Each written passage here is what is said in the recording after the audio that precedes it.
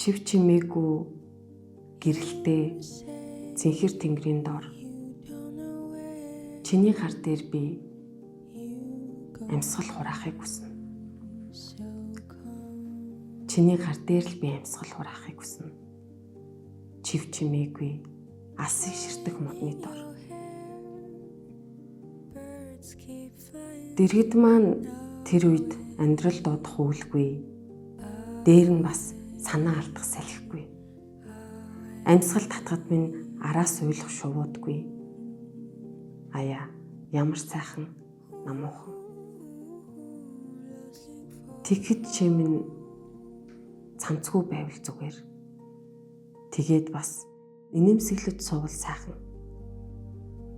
Үргэлж намайг дурлуулдаг ихэмсэг төрөгчин чивээрээ үсийг нь нийлэх гар чичрэхгүй байвал зүгээр. Чив чимээгүй гэрэлтэй цэнхэр тэнгэрийн дор чиний гар дээр би амьсгал хураахыг хүснэ. Чиний гар дээр л би амьсгал хураахыг хүснэ. Чив чимээгүй алсыг ширтэх модны дор. Алсыг ширтэх модны дор чиний өвөр дээр л амьдралыг би гуниггүйхэн үлдээн. Үрд зүрхэн чинь сонсогдох ганцхан юмыг асууна. Үнэхээр чи над тайртай юу? Ирсэнд баярлалаа. Баярлалаа.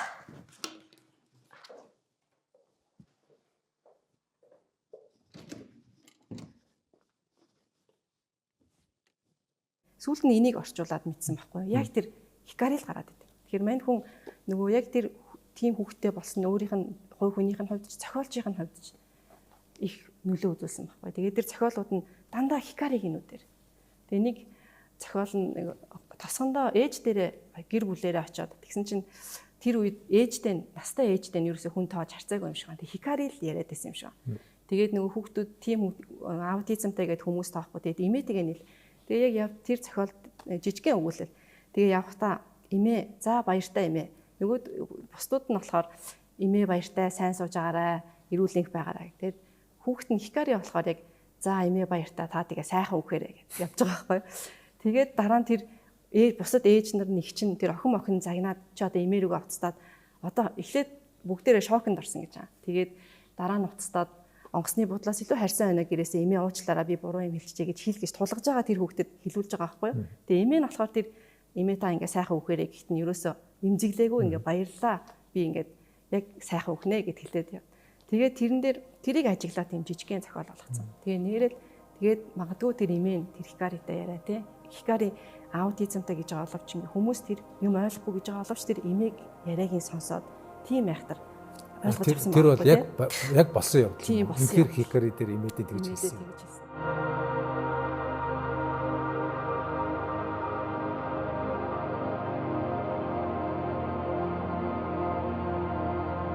Алгасаж болохгүй ярилцлагын цаг маань эхэлж байна.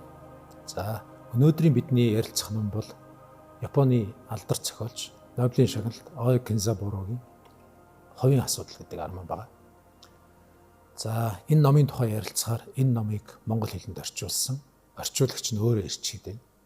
Монгол улсын их сургууль Япон хэлний багш, Япон уран зохиолын орчуулагч Цулбаатарын оног. За бидний урилгыг хүлээн авч ирсэнд баярлалаа. Ингээд Япон уран зохиолын орчуулга ер нь манайд нэлээд сүрхий болчихсон баг шүү. Хажуу эхэлсэн гэхэд одоо ер нь таймлуул хэдий орчим зохиол монголчлагтаад байгаа. Тийм, ер нь Японы уран зохиолын монгол хэлээр орчуулгыг ер нь нэг цаг хугацааных нь хувьд хоёр ангилж болдгийг. 2000 оноос өмнөх үе, 2000 оноос хойш үе гэх. Тэгээ ерөнхийдөө 50 хамгийн ихний орчуулга нь 56 гэж гараад 2000 оноос өмнөх нь. Өмнөх нь. Тэгээ 56 оноос орчуулагдаад 70-аад оны үед нэлээ орчуулагдаа. Тэгээд ихэнхдээ тэр 2000 оноос өмнөх үеийн уран зохиол нь ихэвчлэн орос хэлнээс, бас сонирхолтой чех хэлнээс үлгэрүүд их орчуулагдсан. Тэгээ хайку шүлгийг манайхан орос хэлнээс явуулангой лавга гэдэг хүмүүс орчуулсан. 2000 оноос хойшх нь болохоор ихэвчлэн дандаа их хэлнээс нь Тэгээд дандаа тийм арман голдуу гэх юм да үргэлжлсэн үгийн зохиол түлхүү орчуулагдсан. Тэгээ ер нь бол бид 2016 онд бид нар өгүүлэл уран зохиол Японы уран зохиолын орчуулгын талаар өгүүлэл бичиж хахад тэр үед 1600 орчим давхурцсан тоогоор зохиол орчуулагдсан юм байна. Ер нь бүх төрөл жанраараа. Тэгээд тэгээ сүүлийн үед бол тэр тундаа 2010 оноос хойш бол манайхан их хэлнээс нь нэлээд түлхүү их олон зохиолчдод орчуулж байгаа яг орчуулагчид судлаач багш нар бас нэлээд орчуулж байж байгаа. ОО бол одоо миний мэдж байгаагаар нэг нөгөө тэжээмэл гэдэг нэг юуны ансуудар цувралаар гарсан. За тэгээд энэ хувийн асуудал байна. Тэрнээс өмнө бүр 70-аад он юм уу тэр чинь 80-аад он юм уу хажимдсан залуус гэдэг нэг Арманы орс хэлнээс манайхаа орчуулсан байдаг тий. Тэгээд өөр ямар ч үсэн ийм 3 номыг би мэддэг. Өөр Кинзабурогийн би оюутан бахта хүн хон гэд зохиол нь жижиг өгүүлэл тавар орчуулсан юм. 2000 оюутан бахта орчуулаад хэвлэгдсэн 2003 оны үед байгаа. Гэхдээ сонингоор нэг яваад тэгээ дараа нь бас нэг Японы уран зохиолын эмхтгэл гэж жижиг номонд орсон байдаг. Тэр бэлгүүн судар гэдээ би нэг сонингод ажиллаж ирсэн. Тэгэхээр бэлгүүн судраар нэг ОО-гийн бас нэг юм гарч ирсэн. Тэр чинь 90-90-ад оны дундуур 95 6 онд. Тэр нь ямар бас нэг өгүүлэлэг байсан. Тэгэхээр ерөнхийдөө бол хэдийгээр чинь 94 онд Нобелийн шагнал авлаа. Тэгсэн. Тэгээд Нобелийн шагналтай Японы одоо орчин цагийн түрүүжлэн гүсэн шүү дээ тий. Тэгээд маш нэртэй зохиолч боловч манайхад нэг ямар ч байсан нэг 4-5 зохиолын хэмжээнд л мэдчих байгаа шүү байна. Хажуудсан залуус бол Оросоос орчуулсан учраас бас яг тийм орчуулгын хувьд бас ямар юм. Тэгэхээр одоо Арманыг яг өөрийнх нь бичсэн хэлнээс орчуулсан анхны том тохиолдол бол энэ хувийн асуудал баг. Миний хувьд бол маш гоё санагдсан. Орчуулагч их сайхан орчуулга санагдсан. Өөрөө цаад Арманч гэсэн ямар гоё бүр ямар уншаад дахин уншаад юм ба ямар амттай ямар гоё уран ер нь зохиолыг орчуулагч хүн зүгээр нэг уншаад өнгөрч байгаа юм шиг ч хамаагүй л бууртай уншдаг байх. Энэ Арманы талаар. Тийм. Ер нь энэ Ой Кинзабурогийн зохиолууд өөрөө би анх Ой Кинзабурогийн зохиолтой болохоор яаж танилцсан бэ гэхээр нөгөө Япон хэл соёл гэдэг хичээл заадаг байж байгаа. Тэгээд тэн дээр ерөнхийдөө хүүхдүүдийг уйтаахгүйгээр Японы тийм богино өгүүлэлүүд эхлээд Кавабата Ясунарыгаар эхэлсэн. Тэгээд Кавабата Ясунари зохиолч өөрөө бас Нобелийн шагнал зохиолч их гоё бичдэг. Тэгээд алхын чинээ өгүүлэл гээд та бас мэдэх бах тийм бот байдаг. Тэгээд өгүүлэл нэг А4-ийн нэг нүүр хэмжээтэй мөрчлөөсөө тэнд яг Япон хүний талаар тэгээд тэр Япон хэлнийх нь яг тэр гоё өөрийн гэсэн онцлог гардаг байхгүй юу. Тэгээд Ой Кинзабуро гэж зохиолч нь бас Нобелийн шагналтай юм шүү дээ. Энэ хүний жижиг юм богино өгүүлэлүүд байна уу гэж тайсан чинь яг тэр хүүхдэд зориулаад гаргасан зохиолууд нь их гоё. Тэгээд дандаа яг энэ хүүхдийн бидний олж хардсан өнцгөөс тэр хүүхдийн нүдээр харсан юм өгүүлэлүүд байсан байхгүй. Тэгээд ямар гоё олж хард юм бэ анзаараагүй. Тэгсэн юм яг тэр бас л японочууд харагдаад байдаг. Тэгээд Япон хэл нь өөрөө их гоё юм шиг да тэнд хэл зүг орно. Дээрээс нь тэр нэг хэлгээд санаа нь их гоё. Хүн мөртлөө их тийм ойлгоход тийм хэлбэр зохиолууд байсан. Тэгээд явж байгаа дараа нь тэр хүн хоныг орчуулад. Хүн хон болохоор ер нь бол энэ Ой Кинзабурогийн сэдвийг нэг хоёр хувааж болдог шүү дээ. Ер нь өөрөө бол нөгөө Шикоку арал гэдэг нэлээд баруун өмнөд Японы хэсгийн тэгээ бөглөө тосгонд төрсэн. Зохиолуудынх нь ер нь эхний хэсэг сэдвээр нь ангилах юм бол яг тэр тосгоныхоо тэр бөглөө амьдрал ертөнц гэх юм уу да тий тэнтэй зөрчилдсөн зөрчил. За тэр тэнд байгаа хүмүүсийн харилцаа, дээрэс нь өөрөө тэндээс Токиод ирж байгаа одоо тэр арай нэг орчин үеийн ертөнцтэй харилцахад гараад байгаа тэр нэг нарийн чимхлэр юмнууд гараад байдаг. Хоёр дахь сэдв нь гэхээр 63 онд төрсэн энэ өөрийнх нь Хикари гэдэг хүн аутизмтай төрөөд яг тэрнээс үүдэлтэй мань хүний өөрийнх нь тэр дотоод зөрчил гэдэг байхгүй. Тэгээд хүн хонь гэдэг миний анхны тэр уншиж исэн яг тэр томоохон хэмжээний үргэлжлсэн үгийн зохиол болохоор яг тэр ихний сэдвт нь багтана. Тэнд Америкийн цэргүүд орж ирээд тэгээд яаж ингэж яагаад байгаа тийм жижиг шиг тийм. Тэгээд нилээ ингэж хурц гарч ирээд тэгээд дараа нь багш болоод хичээл орж агаад тэгээд дараа нь энийг Монсутрас энэ номыг орчуулаач гэд санал тавиад тэгээ ер нь бол мэдчихсэн. Тэгтээ нэг л барьж авахгүй нэг хүн хоныг уншаад нэг л тийм хүн сэдв рүү ороод гэж бодчихсон. Нөгөө нэг эхлээд аюу гой хүн их гоё явж исэн чинь нэлээд хүн сэдв рүү ороод тэгээд нэг за орчуулах санал тавьсан болохоор нь за үзье. Тэгээд англи ихтэй тул японоор уншичаад Тэгээ эхлээд үнэхээр яг таны хэлсэн шиг их сайхан зохиол. Эхлээд уншихад жоохон яг үнэн хэлгээд нэг уурлаж унших юм уу да. Нэг монгол хүний үднээс харахаар нэг үгүй энэ ч та эхнэр нь төрөх гээд идэг. Тийм эмнэлэгт их чинь зугаалаад яваад те. Африк явж байгаа гэд хаа байсан мөрөөдлөө. Тэгээд үгүй энэ чи цаан чи эхнэр чинь төрөх гээд штэ яваач гэд бүр ингээд өмнөөс нь уурлаад тэгээд тэнд бас мань хүн чинь нэг пачинкод ороод бас тоглоол нэг бас бүтггүй хүмүүстэй орооцолдоод тэнд яваад үгүй чи хизээ очих гээд байгаа юм бэ. Тэгэл арай гэж ингээд эмнэлгээс яриад тэгээд хүүхд чинь яачлаа гэх тийм. Тэгээд би энэ ч одоо бас хүүхд ийм хүүхдгээ тэнд хамгийн хэцүү хүүхд нь ингээд хөгжлийн бэрхшээлтэй төржлөө. Хамгийн хэцүү байгаа хүн чинь тэнд ээж нь байгаа штэ, эхнэр чинь байгаа штэ. Явал та ерөөсөө очихгүй ингээд нилээ ингээд зөрчилтэй уншигтаад. Тэгээд за гэх. Тэгээд цаашаа уншиж исэн чил нөгөө нийгмийн болохгүй хүмүүс яваад. Хадам ээж нь ч тэнд нэг болохгүй хүн тэгэл өөрөө болохгүй цугтаагаал тэгэж явж агаад. Тэгээ хамгийн сүүлд ингээд нэг уншихад бол айгүй өнгөцгөн за болио би ингэж цугтааж болохгүй мэн. Ерөөсөө л хүүхдээ аваад сайхан хүн шиг амьдрийгээ төгсч айгүй юм хялбархан төгсөж байгаа юм шиг санагдаад. Тэгсэн чинь үгүй энэ ерөөсөө ой кинза буруу биш байна. Нөгөө миний анх танилцж исэн нэг тийм гүн цаад утгатай энэ хүн биш. Дахиад уншигээд тэгээ дахиад эхнээс нь зохиолоо уншсан чинь эхнэр тэнд ганц л удаа гараад байгаа байхгүй. Харилцан яриан донд. Тийм шүү дээ нэрээ. Тийм. Ерөөсөө үгүй энэ чи яахаараа энэ хүн чи ерөөсөө өөртөө л яриад байгаа. Энэ дээр гараад байгаа юм чинь өөрөө юм биш үү? Тэг хүмүүс ерөөсөө дараа нь би англиг нь уншаад харж байхад бас ерөөсөө тэн дээр нэг тэр англи орчуулга насыг тэр нэг мань хүн өөртөө яриад байгаа юм биш үү гэсэн юм ерөөсөө анзаарагдахгүй сонио. Би сүүлд нь Японыг орчуулчаа дараа нь редактороос буцаж ирээд дахиж өөрийнхөө нь орчуулсныг хянахад ерөөсөө өөртөө яриад байгаа юм шүү. Тэнд гараад байгаа тэр найз эмэгтэй байна те химико байна. Тэр хадам аав нэ хадам ээж нэ. Сүүлд нь тэр эхлээд тэр зодтолж байгаа дараа нь тэр нөгөө анх таарсан бүсгүй нөхдүүд чинь эмнэлгээр бас зөрөө явж идэг шүү дээ тий. Энэ ерөөсөө л өөрөө юм биш үү? Тэр хүмүүс нь ерөөсөө мань хүнийг анзаардгүй шүү дээ тий. Тэгээд магадгүй өөр хүмүүс бол өөрөөр уншсан байж магадгүй. Тэгээд ер нь бол тэр зохиол маань өөрөө яг л тэр нийгмийн болохгүй байгаа тий. Яг тэр дайны дараах тэр залуучуудын сэтгэл санааны тогтворгүй байдал тэр харагдаад байгаа. Дээрээс нь хамгийн нэг хэлэх гээд байгаа гой санаа нь одоо ч гэсэн манай нийгэмд байдаг хүмүүс бас нэг тэдүүлэн гаргаж тавиад идэггүй ч гэдэг юм уу. Нэг хөгжлийн бэрхшээлтэй хүүхэдтэй байна гэдэг тийм хүүхэд төрөн гэдэг нь ээж аавд нь ямар их дарамттай юм.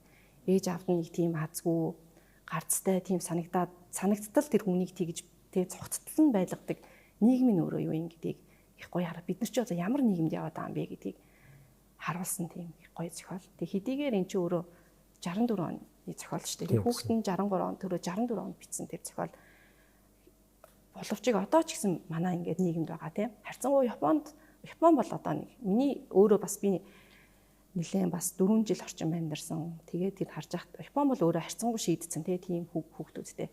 Яг зохиогчийг энэ номоо бичиж байхад бол тийм байгаагүй жээ. Тэгээд тэр нь яг энэ юун дээр харагдаад. Яг л нөгөө нэг Достоевский нэг тэгдэг штэ.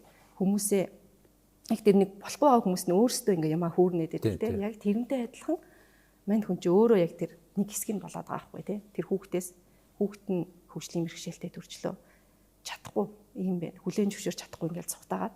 Тэгээ яг тэр өөрөө яг тэр юмаа хүүрнээд тэгсэн хэрнээсээ өнгөц нэг юм уу ганц нэг удаа уншихад бол яг тэр эргэн тойронд байгаа хүмүүс нь тэр уруу татаад байгаа хүмүүс нь эсвэл тэрийг хөөгөөд байгаа эсвэл чи тгээ чи болохгүй ш тэгээд байгаа хүмүүс нь бодиттой юм шиг мөртлөөсөө яг нэг 2 3 уншихад бол ерөөсөө л өөртөө зөрчилдөд би зогтох уу яах вэ тийм. Тэгээ мань хүмүүс өөрөө юун дээр зохиогч өөрөө тэр Шинчууша хэвлэлийн газрын жижиг Бөнкобон гэж жижигхэн энэ ном байдаг. Тэрний артал дээр би бол ерөөсөө л миний хувийн одоо өдөр тутмын амьдралд нэг тийм хорт хавдар шиг нахиалж эхлээд байгаа хэвийн бус байдлыг гэдэг хэвийн бус байдал. Тэгээ тэр хэвийн бус байдлын эргэн тойронд байгаа үнэн ба худлыг тэгээ дээрээс нь цухтаж яваад байгаа зүйлийг бас үлдэж хоцроод байгаа зүйлийг тэгээд бас хүний мөн чанарыг л гаргаж тавиад эргэж нэг бүгдээрээ бодоосэй гэж хүсье гэж хэлсэн. Тэгээд яг би тэрийг эхэлж уншичаад за яг нийгмийн л нэг болохгүй байгаа юм. Бид нар чи хааш ер нь л явж уран зохиолч өөрөө хүний мөн чанар дээр таард юм чинь. Ер нь хүмүүс чинь ямар муухай юм бэ те тэр хүүхдийг тэр энэ зохиол дээр гарч байгаа тэр зөвшөөрөхгүй байгаа. Тэр хүмүүс нь ямар муухай юм бэ л гэж эцэст бодоод байгаа.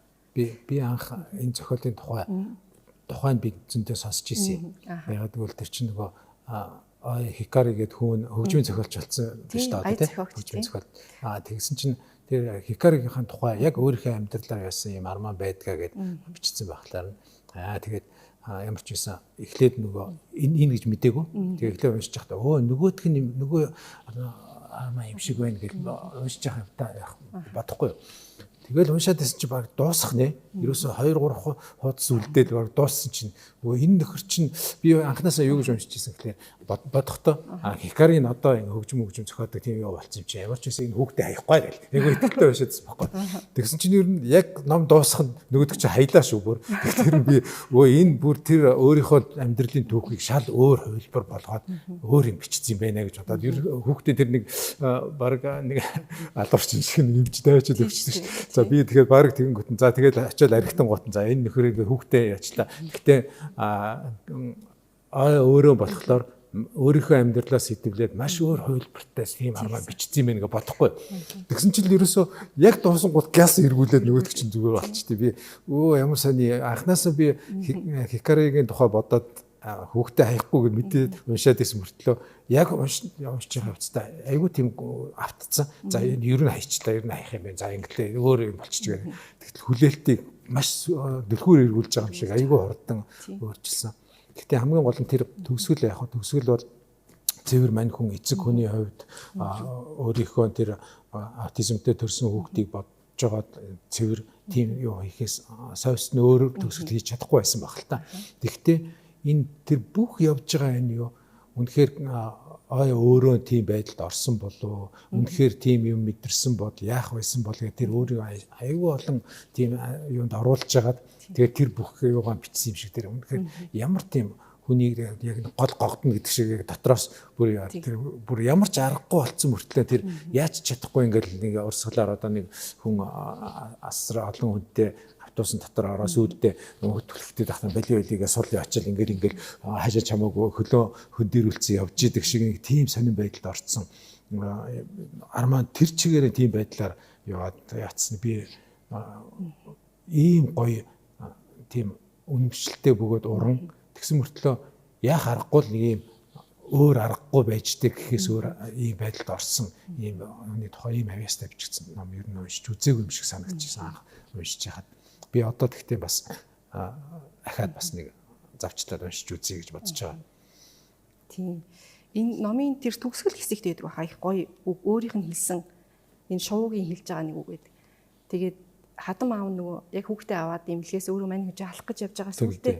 Тэр бас нэг гол нэг юм тэр нэг багийнхан найз байгаа тий. Тэр чинь нэг юм өөрөө нэг орхицсон нэг газар орхицсон тэр гей байсан тий. Тэгээд тэр хүүхдээ хэрвээ хүүхд байхад нь тэнд орхиогүй байсан бол үдээд өөр яг хүн шиг өөр шиг ингээ сайхан юм уу тий. Жирийн хүн шиг ингээ амьдраа явах болох. Хамгийн гоё нь тэрнээс тэр сэтлийг чинь яхад эхнэр нэг хэрэг болдог шүү дээ. Тэгдэг шүү дээ. Хүүхдээ ямар нэр хүү гэсэн чинь нөгөө чиний нөгөө нэг орхиод явцсан нэг хээр хаяад явсан нэг жоохон хүүхдээ тэрний нэрийг өгнө гэж хинчүүлээ нэг. Тэгэнгүүт тэрнээс болоод тэр чинь хүүхдтэй бас тэр нэрийг өгцсөн тий. Тэгэнгүүт нөгөөдөгтэй тааралдаад яг тэр хамаг энэ ямар гоё уран тэр хүний сэтгэл зүй одоо нэг тийм хүн ямар нэгэн чухал шийдвэр гаргахад яг нэг юм төгжээ байт юм шиг байгаа хүний. Гэхдээ л ер нь амьдрал гэдэг чинь хүний яг л зөв зохистой амьдрахыг тулгадаг юм байна. Тэгэхээр яаж ч үдээр тулгалтанд орсон байгаа байхгүй юу? Тэр нь яг тэр найз нь. Гэхдээ би түрүү нөгөө хэлсэн найз нь гэдэг олгож өгтөө бол бүгдээрээ л тэд нар мань хүний дотор байгаа хүмүүс. Юм шиг л надад тэг санагтаад байна. Харин та маш сонир уншсан юм байна. Мэдээж орчуулагчийн уншилт гэж бусдаас өөр байна гэж байхгүй шүү дээ. Та уншигчийн хувьд тэгж уншиж байгаа байхгүй тий. Гэхдээ би бол тэгж уншаагүй. Би бол илүү хөндлөнгөөс яасан байгаар үнэхээр би бол юу гэж уншсан гэхэлэр миний би хадам аавд бол за угаасаа нэг тийм хүмүүс байдаг тий. Ер нь тэр бол тийм байдаг хүмүүс. Хадам ээжд бол би айгүй зэвүү хөрж уншсан. Ер нь нэг тийм ингээл тэгэнгүүт эхнэрийг би за энэ чи ер нь яванда хадам ээж шиг л болох хүн байх та. Тийм болохоор эхнэр бол ерөнхийдөө яллагч юм байна гэж бодсон байхгүй юу. Эхнэр нэг тийм нэг дандаа л нэг мань хүнийг нэг тийм хариуцлагагүй юм уу гэсэн маягаар нэг цөөхөн үг солихтой хүртэл нэг тийм яаш. Тэгэхээр энэ яллагчаас мань хүн зүхтаад өөрийгөө мөрхийн тулд ингээл яаж ин такс нэг юм. Гэтэл сүүлдээ мэдхгүй энэ чинь бүр илүү гоё тал руугаа явцсан. Илүү мань хүний дотор байсан баг бүх ер нь гэхдээ шууд нэг гоё юм хэдийгээр тэр хариуцлагагүй эхэндээ тэр бүх юмнаас зогтож исэн. Ямар нэгэн асуудал үүсвэл шууд зогтдог хүн ч гэсэн тэр хүнд муу юм байхгүй тийм. Яг мэдэгдээд байгаа нэг тийм энэ бүтлгүй байж магадгүй нэг яадаг чинь нэг тийм гэхдээ тэр яавч муу юм биш. Эхнэрт муу юм байгаа юм шиг надад санагдаж байсан байхгүй. Гэтэл тэрнийг ой бол зүгээр ингээд айгүй гоё урсгалаар нь ягаал төгсгөлдөө бол ямар ч асуудалгүй байсан л да. Би тэгэхээр ойг бол би ингэж бодсон. Энэ арманыг манер бүр айгүй бүр өөрийнхөө баг цусандаа үзгээд үрж байгаа юм шиг төгсгөл хүртэл бичсэн баг. Тэгтээ цааш нь үргэлжлүүл дийлхэ болонгуудаа шууд амархан төгсгсөн баг гэж бодсон. Яг тэгвэл илүү хүндрэх шинжтэй болсноо эсвэл цаашаа ахаад нөгөө асуудалтай ингээд яг тулгарсноо. Тэгэнгүүтээ төгсгөлийг бол манер харин хитрхи зохиолч хүн шиг хийдсэн санагдсан. Бусад төгсгөлөөс өмнөх бүх юм бол зохиолч хүний биш. Яг өөрийнх нь намжлалч юм шиг тийм маш мундаг. Би бас яг тэгш. Гэтэл яг тэр нэг дотоод хүнтэйгээ өөрөө ч гэсэн нөгөө ярилцлаган дээр бас байдаг. Би яг дэрлүү шигдээд хөдөлж чадахгүй. Яг яахаа мэдгүй хэсэг хөвцсөн штэ. Тэгээ би яах ёстой юм бэ гэд нэлийн удаан тэгэж. Тэгээд тэр өөрөө яг дэртээ тэгэж хэлж байгаа боловч нэг хэсэг би яг ер нь бол эвгүй байсан шүү гэдгээл хэлсэн юм. Яг тэр үедээ яг маш богино хугацаанд бичээд ингээд яасан штэ тий. Тэгэхээр яг тэр өөрөө бол маш хүнд байсан. Хэцүү байсан. Тэгээд тэд нар нь яг тэр өөрийнх нь одоо тэр дотоод байсан. Би яах вэ гэж цухтаад явж байгаа тэр юм аа. Яг л маш хурдан гаргаал яг таны хэлсэн шиг цаа болигээл огцом дуусгасан байх. Харин тийм юм шиг санагдсан. Гэхдээ үгүй ч магадгүй л те. Магадгүй тэр төгсгөлийг их хурдан огцом яагаагүй бүр анханасаа тэр төгсгөлийн төлөө бичсэн ч байж магадгүй. Гэхдээ би бол Хикари гэж бодоод ингээл яасан болохоор дунд нь сүүлдээ тэр олон тэр чи одоо яг бичлэгийн хэлбэр нь яг нэг японочдын зэгцтэй бичснээс биш юуныхаа хувьд яг нөгөө нэг ухамсарын урсгал гэдэг шиг тийм хүнд шүү дээ. Ингээл нэг юм юун дээр ч тогсохгүй явдаг. Тэгэхээр би бодож байгаад сүүлдээ мань хүн өөрийнхөө амьдралын өөр хувилбар бичсэн байх гэж бодоход хүртэл аварцсан. Гэхдээ үнэхээр гоё армаа тэгээд ийм гоё армаа бас ер нь ой мэдэгдээд байдаг л да тэр жоохон юунуудаас ч гэсэн үнэхээр нэг гоё зохиолч гэдэг нэг тийм өөр мэдээ. Энэ бол мэдгүй хамгийн мундаг армаа нээж магадгүй. Ер нь юу гэж тооцогдтыг энэ хувийн асуудал хамгийн шилдэг зохиолуудын нэг мөн үү? Ер нь бол Нобель авахд яг нөлөөсөн гол юу шүү дээ тий. Тэг Япончуудын зүгээс Япон уншигчд бол ерөнхийдөө тэр нөгөө сэдв өмнө нь хэлсэн тий. Яг энэ өөрийнх нь хувийн дотоод зөрчилтэй биш илүү нөгөө нийгэмтэйгээ зөрчилсөн. Тэрийг нь тэр зохиолуудыг нэлээд үнэлдэг гэх юм уу та. Ер нь Японы алдартай зохиолч Нацуме Сосеки гэж байна. Энэ Ой Кинзабура яг цаг үеийн нэг тийм яг юу гэдэг нь одоо Нацуме Сосеки бол Мэйжийн хувьсгал гэдэг Японы маш тийм хувьсгал. Тэгээ Мэйжи Эдогоос Мэйжи буюу яг Япон хаагдмал байж байгаа дараа нь нээлттэй улс болоод гадагшаага нэлийн залуусаа явуулаад гадны юм нэлийн орчуулад өөрөө тэр Нацуме Сосекигээ зохиолж байна. Өөрөө бас Германд сурч исэн тэр эмч зохиолч бас байдаг. Тэгээд гадны юм нэлийн орчуулад явсан мөртлөөсөө тэндээсээ эргээд нөгөө гадны урсгалд бид нар чи юу вэ хиттэн гэж гадны тэр соёл бид нар чи Япон хүн шүү дээ. Бид нар юугаа алдаад байна? Бид нар цаашаа яах ёстой юм бэ гэдэг нэг тийм шилжилтийн үед гарч ирдэг зохиолууд нь Япончуудад өөрсдөө үнэлэгддэг юм шиг. Тэгээд Ой Кинзабурагийн хувьд бол өөрөө яг л адилхан зохиолчд бас ижил цаг үед өрсөлдөгчнүүд байсан шүү дээ. Мишима Юкиоч тэр яг ингээд. Гэхдээ яг энэ хүний тэр үнэлэгдсэн гадна үнэлэгдсэн дотооддоо ч үнэлэгдсэн тэр нэг яг тэр цаг үеийг олж хаяа тий. Одоо дэлхийн 2 дугаар дайны дараа Америкийн нөлөө Японд их болсон. Тэд нар орж ирээд бид нар өөр болж байна. Яг тэр нэг Япон хүний өөрийн гэсэн нэг үнэт зүйл нь гинт нөгөө эзэн хаан хүндэлжсэн эзэн хаан жирийн хүн болчихлоо шүү дээ. Тийм. Тэгээ юу үлээ эн чинь гээд хүмүүс нилээн тийм нэг иргэсэн тий. Яг нэг тийм нэг ултай суурьтай нэг тийм суурьтай биш үед гарч ирсэн. Тэгээд тэр зохиолууд нь нэлээ. Гэтэ яалтчгүй гадны юунд бол энэ орчуулагч нь анх Мишима Юкиогийн нэг номыг орчуулж агаад тэгээд хайсан мэд шүү дээ. Энийг уншаад бүр өө за би энийг орчууллаа. Тэгээд тэр яг тийм хүн тэгж нөлөөлөлтөө тий. Америк орчуулагч. Тэгээд англи хэл рүү орчуулсан орчуулагч нь. Тэгээд тэр хүнд нөлөөлөл тийм зохиол байна гэдэг чи ялтчгүй. Миний хувьд бол оюугийн хамгийн гоё зохиол.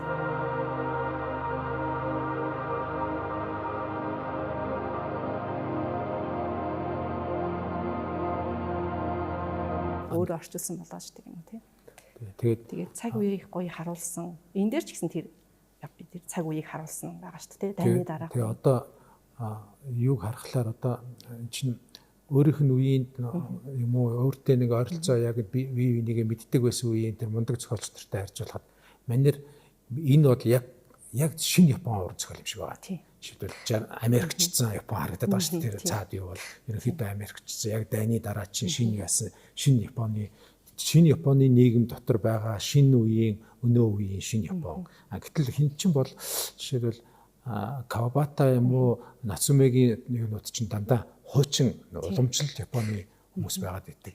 Тэгээд тэрнээс гадна одоо ингээд хуучин уламжлалт Японы юмд байд юм уу яадаг чи одоо ингээд Япон хүмүүсийн нэг тийм юмыг нэг өөр хүний юу амьдралыг нэг өөр юугаар яхахлаар одоо нэг тийм нэг тогтсон нэг бэлгэлүүд гэж нуур ч юм уу те Нацумеч байна одоо тэр Кенжи Миякава энэ төрөл те ингээд муураар айгүй тийм чухал ятсан. Тэгээд магадгүй тэр би бүрийн заримдаа Японууд заавал нэг муурны тухай бичдэг юутай юм биш байгаа энэ төргээд бодчих. Айгүй муур бичдэг. Хэрэг бас гарч ирж байгаа зү. Хэрэг муур гэдэг айгүй. Яг тэр нөгөө чухал бэлгэдэл юм шиг байгаа те. Гэтэл энэ хинд болохоор одоо энэ армаа болохоор яг барууны армаа шиг. Хилэнч тэр юунч тэр ерөөсөө яг тэгэхээр одоо нэг энэнийг бичигдэж явах үед тэр барууны Америк орн зохиолын нөлөө Японд их байсан байх л та. Тэгээд тэрний юунууд айгүй их орцсон. Тэгээд яг нэг тийм шин Японы тэгэхээр энэтэй чинь зэрэгцээ явахлаараа бүр бас нэг одоо Абе энтрийн зохиолч бас нэлээд тийм барууны болцсон тийм юмуд гэдэг ч тийм бүр яг нэг тийм эко шиг бархис шиг юм шиг тийм. Гэтэл энэ хүн яг Японыхаа хувийн асуудал гэж байгаа нь магадгүй Японы асуудал гэж магадгүй. Яг тэр яг Японы тэр үеийнхаа юу ингээд ятсан. Ваа имийг дүүр зургийг аюу гоё гаргаж тавьсан баг. Тэгээд өөрөө бас нөгөө Францын уран зохиолын мэргэжлийн Хоггийн сургуулийн Франц уран зохиолыг тэгээ өөрөө Сартр өөрөө бүр уулзсан мэддэг шүү дээ очоод.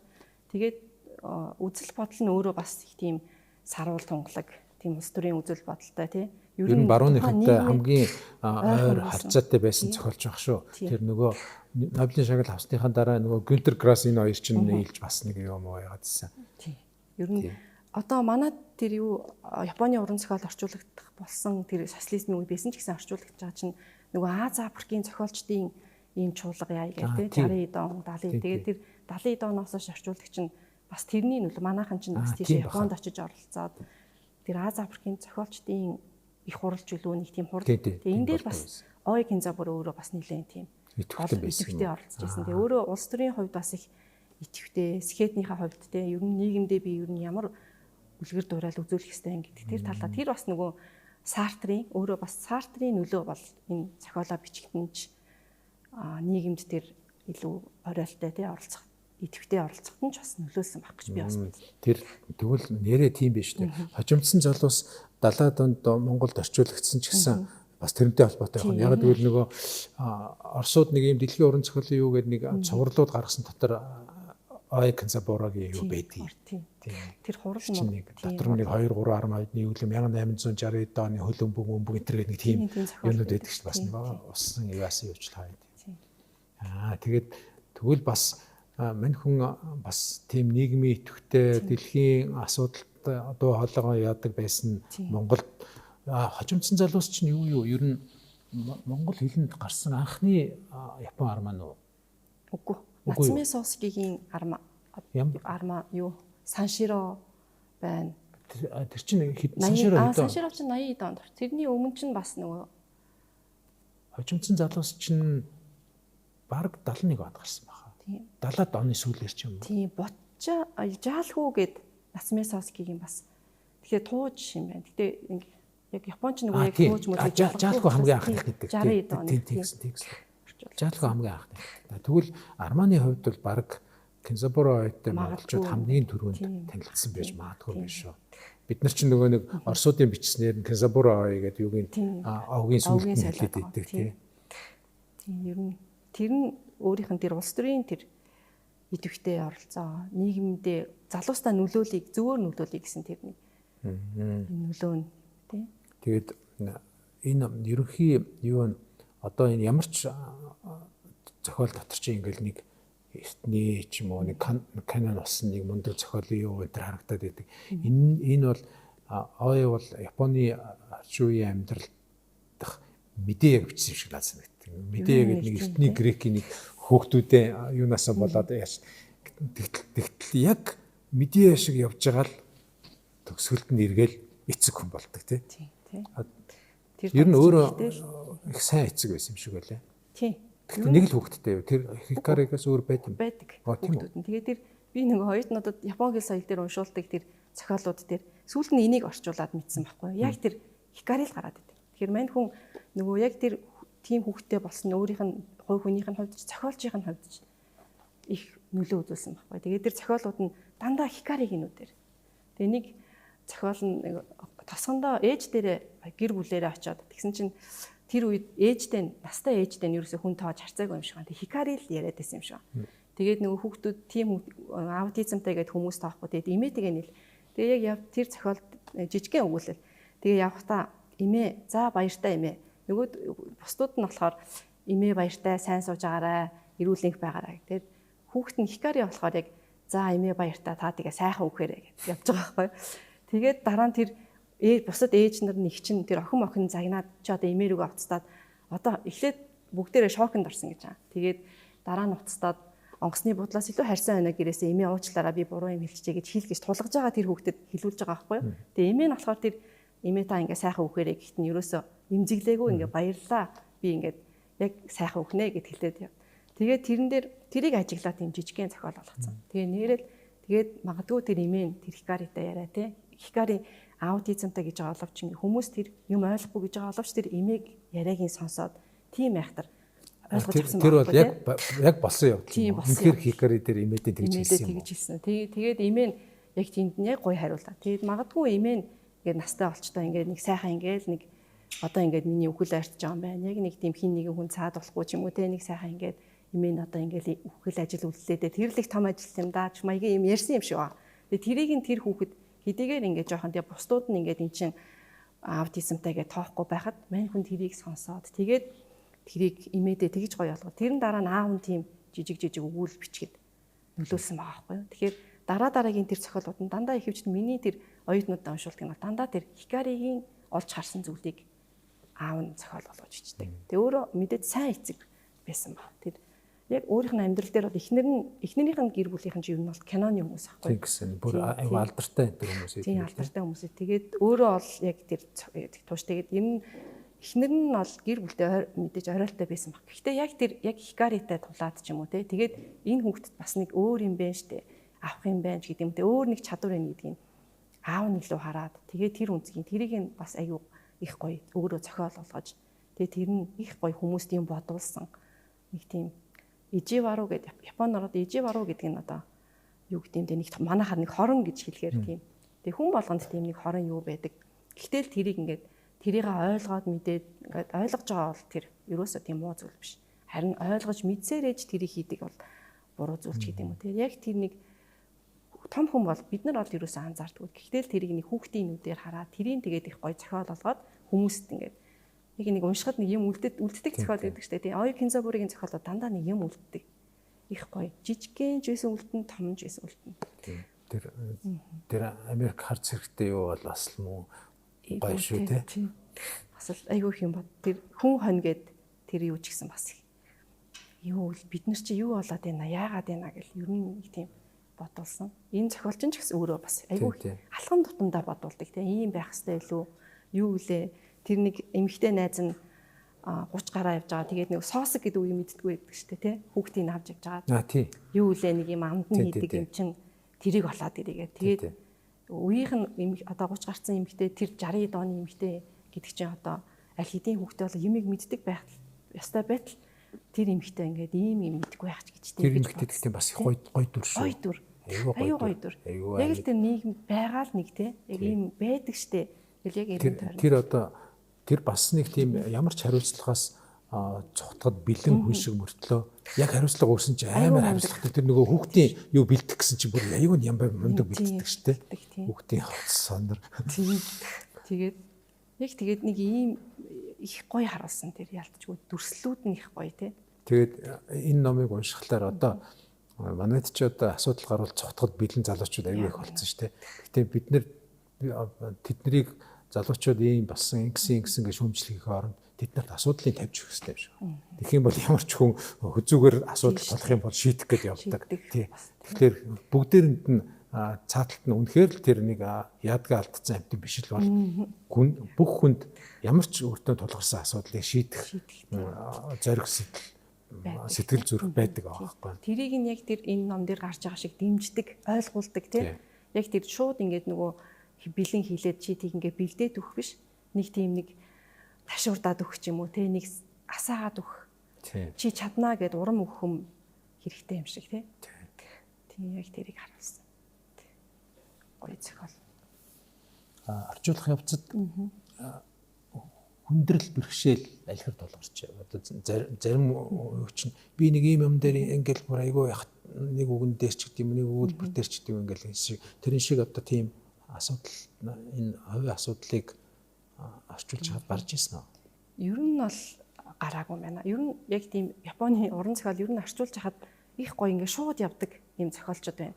Акутагава Рюнос гэх тийм. Би угаас их миний хамгийн хайртай зохиолч гэдэг юм байна. Миний бас хамгийн дуртай зохиолч. Их гоё шүү дээ. Тэгээд аюу хэцүү бас л их гоё юм дэвшүүлдэг мөртлөө яг ингээд гоё явдаг байхгүй юу? Оё Кинзабура бас тийм. Нацуме Сосги бас тийм. Мураками Харуки болохоор яг гацдаг байхгүй юу? Нэг явж байгаа л юу лээ эн чинь тэгээд өөрөө бас их эн тентгийн ч юм уу түүхэн дээр гарна дуу шүлэг ч юм уу. Оё Кинзабура бол бусдаа харьцуулбал Мураками Япон зохиолч баг биш байгаа. Тий, ер нь нэг бүх юм дээр нь дандаа өөр зохиолчдын өөр юмнууд гардаг. Тэрийг их гоё ингэж батсан юм санагдаад. Яг нэг өөрийн гэсэн юм гэд нэг харагддаг нэг тийм онцлог байна тий. Гэтэл Оё Кинзабура яг өөрөө яг гардаг. Эн чинь Оё Кинзабура байж тэгээд орчуулаа явахад. Тэгээ нэг тийм хэцүү үг хэллэг бол байхгүй. Тэгсэн ирнэ их гоё. Тэгээ сүүлд нь ингээд ерөөсөө эн чинь гацаж нэг юм орчуулахад чинь гацаа тавьчаад нэг явж байгаа дараа нэг барьдаг штэ тий. Мураками Харуки бол тийм эс. Оё Кинзабура бол тийм биш. Яг нэг барьчаад яа гоё гардаг. Тэгээд яг нэг түрүүнээс нэг уурлаа, загнаад, өрөвдөө тэд нэр орчуул. Тэгээд яг ингээ харахад яг тэр үгээр яг гоё гардаг. Тэгээд тэр одоо тэр орчуулахад бас нэг юм амар гэхэд одоо хаашаа яг нэг тийм сайхан тэ нэг ингээд урамтай байна гэдэг чинь бас нэг ийм зохиолчийн чадвар юм уу? Эсвэл тэр олон хэлэнд орчуулагдах тэр бас нэг үнэлж юм шиг надад тийм санагддаг шүү дээ. Тийм баг. Тэрнээс гадна бас орчуулагч, зохиогч хоёр зохицох гэж бас нэг байх шиг байна. Өөрийн ч хувьд бол Кинзабура илүү тийм сэтгэл зүрх ойрхон зохиолч юм уу тиймэрхүү тал байж бас магадгүй. Тэрнээс гадна ер нь энэ номыг ингээл уншиж хахад Японы уран зохиолын ерөнхий тэр юу ч нэг тийм угаасаа мундаг хүчрхэг уран зохиолтой шүү дээ. Мишима гэхэд ямар өөр, тэгсэн мөртлөө ямар уран, Кавабата гэхэд ямар нарийн нандин тий. Тэгтэл би тэр Оё бол яг орчин үеийн зохиолч мөртлөө одоо энэ Мураками энтер шиг тийм хэд орчин үеийн биш. Бас нөгөө юу байгаа. Япон гэдэг юм. Тэгсэн мөртлөө яг нэг тийм хуучны нөгөө нэг агуу мундгуудын сүдэр нь яг үргэлжлээд явж байгаа. Тийм. Яг л эн чин Япон штэ эн чин эн чин л ахгүй гэдэг юм бас ингээл яг явж байдаг. Эн чин Японы уран зохиол штэ гэдэг юм. За. Тэгээд үнэхээр одоо энэ Монгол хэлэн дээр орчуулагдсан Японы олон зохиолууд дотроос нэн даруйд унших ёстой онцгой зохиол бол яа харахгүй энэ Оё Кинзабурагийн энэ арман байгаа. Тэгээд зориуд бас ямар ч уншигчаас илүү орчуулагч сайн уншигч байдаг учраас орчуулагчийн урья гэд шийдсэн байна. Их онж яг гэвэл би таны ярианаас хоёр нээлт шиг юм хэлээ. Та маш сонин уншигч юм. Нэгдүгээр та ном уншихдаа бүр дотор нь орж байгаа зохиогчтой хэрэлдээд маргалдаад ингээд уншдаг тийм бүр үнэн сэтгэлээс уншдаг. Хоёрдугаарт тэр таны тэр үнэн сэтгэлээсээ яаж тэр уншигчийн тэр юунд чинь хамгийн их тохирсон магадгүй тэр уншигчдын байхад хамгийн их тохирсон зохиогч нь Ой Канзабура юм шиг бай. Тэгээд яг тохирсон зохиогчийн нэгэнд олсон учраас ахаад бас олон өөр сонин бүтээлийн биднэрт танилцуулах хаа гэж найдаж байна. Тэгээд таны хааштай орчуулгын уран бүтээл амжилт хүсье. Баярлалаа. За баярлалаа.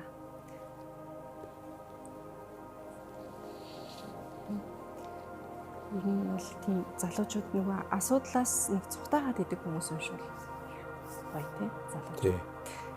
Цухтаагаад ер нь ямар ч нэмэг үдэ гэдэг юм.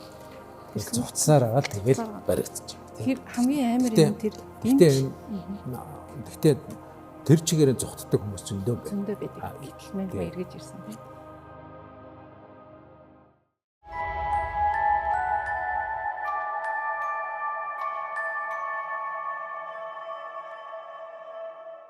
За энэ дуу нь болохоор 2006 онд гарсан Writer's Block цомгийн хамгийн алдартай дуу.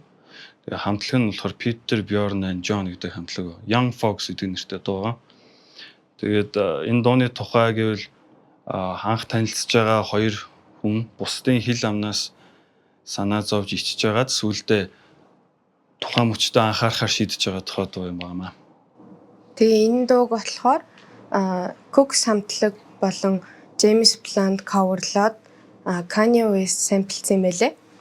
Тэгээ энэ дууг одоо балмад хамтлагтай тоглохыг хүлээн авна.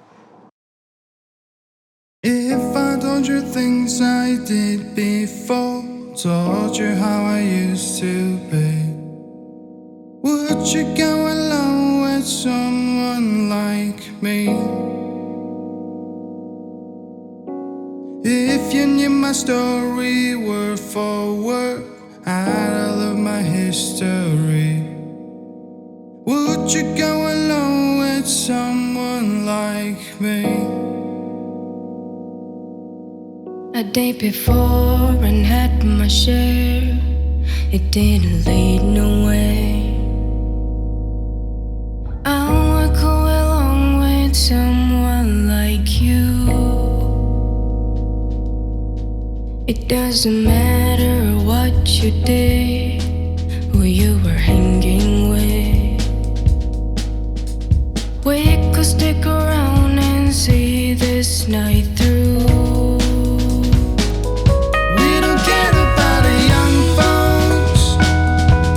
Talking about a young style. We don't care about the old folks. Talking about the old style too. We don't care about it old folks. Talking about it old style. We care about is talking, talking only me and you.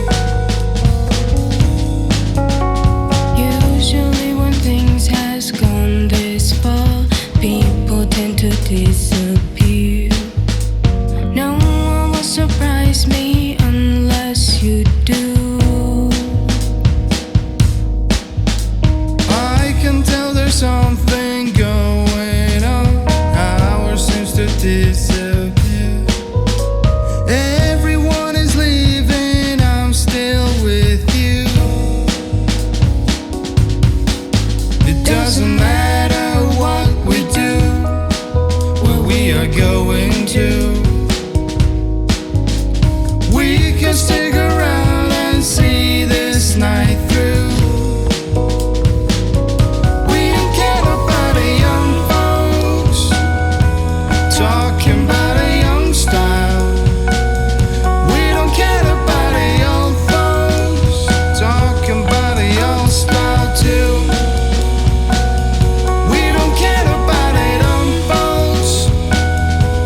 Talking about it on style.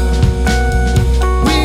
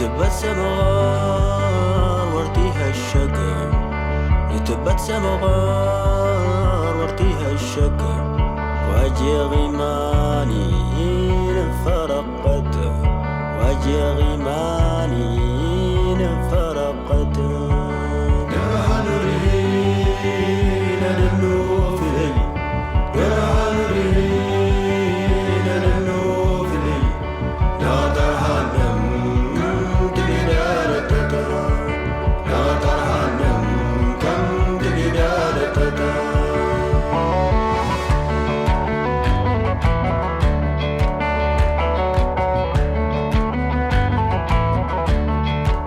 صوت الطين هردل والند صوت الطين هردل والند تكما دغمان جمارقت تكما دغمان جمارقت